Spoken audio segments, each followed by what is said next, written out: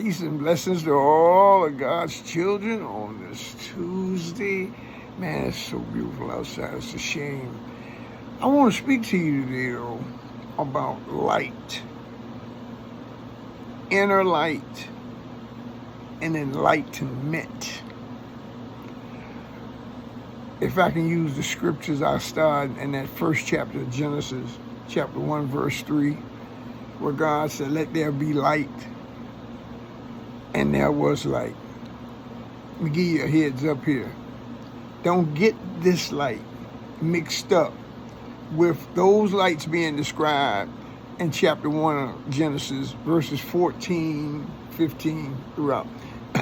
Those latter 14, 15 verse, that's the sun, the moon, the stars. Or as Solomon says, all things under the sun.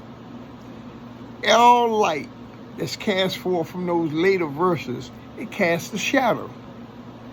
That light in verse 3, it's got different properties. It don't operate. The light in verse 3, when you're in darkness, or when you shut your eyes, that light in verse 3 is the light that tells you you are in darkness. That is the Christos, Christ, divine consciousness, pure, uncut, not diluted, not degraded. One and the same as the Spirit of God. Okay, now you got that. Christ, I use his name, and you can go to chapter 8 of John, verse 58, when they was trying to trick him up and tell him, we be Abraham's children and we, all this right here. But listen, he said, if you was Abraham's children, you would love me. But no, you seek to kill me. They responded and said, how can you know Abraham? You're not even 50 years old, And chapter 8, verse 58 of the Gospel of John, Christ says, verily, verily, I say unto you, before Abraham was, I am. I'm saying here, that validation and the light in verse 3 was before Abraham. Well, let's go to John, chapter 1.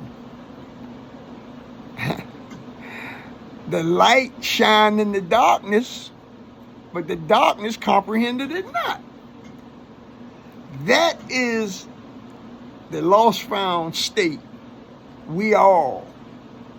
Now, we come here prepackaged, fully loaded, but through life.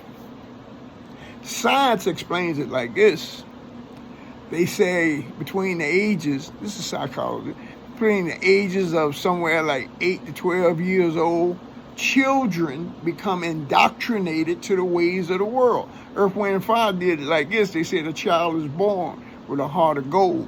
It's the ways of the world that make the child's heart go cold. So we come in a certain state. We lose that.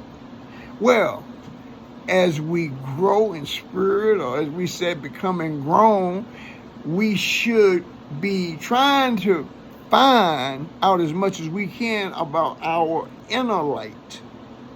See, the eyes and all these outer lights, those are those lights in chapter 1, verses 14, things under the sun. They cast shadows. Our elders teach us, trust no shadow after dark. That's a warning. But what I'm trying to get you into, understand these measures of light. Science, that same light that you use in a light bulb, if that light is intensified to a laser, that same high light that we treat so gently and just helps us out so much, it can actually cut through solid substances. Laser beams can cut. That's light. It's been intensified. This is the journey of one walking in their inner light. Their gift, our purpose, creative intelligence relies on us walking in our inner light. Walking in the inner light and walking into enlightenment. What is enlightenment?